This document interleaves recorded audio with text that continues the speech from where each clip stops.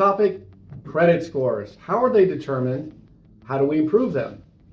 The theoretical low of a credit score is 300. The theoretical high is 900. Once you start getting above 700, you're starting to get into the good credit range.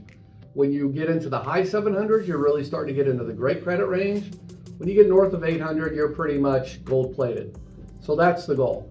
How are credit scores determined? Well, 35% of a credit score is based on your payment history, so pay your bills on time. Pretty simple.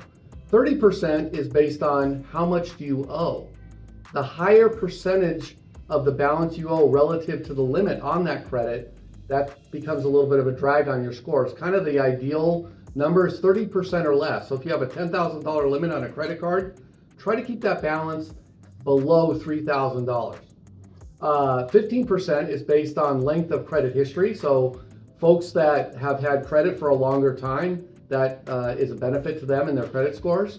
15% is based on new credit. So if you have a lot of new credit, that could be a drag. So you may want to stagger getting new credit.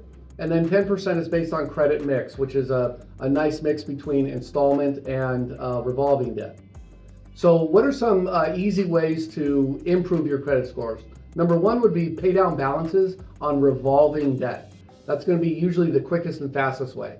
Have any mistakes removed? If there are mistakes, and the credit bureaus do make mistakes, you want to reach out to them and request that they remove those. They're required to remove them or at least respond to you within 30 days of you reaching out to them. Request higher limits. As I said before, part of the score formula is based on how much credit you're using relative to how much you have. So if you get a higher limit, that should improve your score a little bit. Again, pay on time. And one other little tip is you can report rent and utility payments to the credit bureaus, and those show on-time payments. Those can help your credit scores. Hope that information was helpful for you today, and reach out if you have any questions.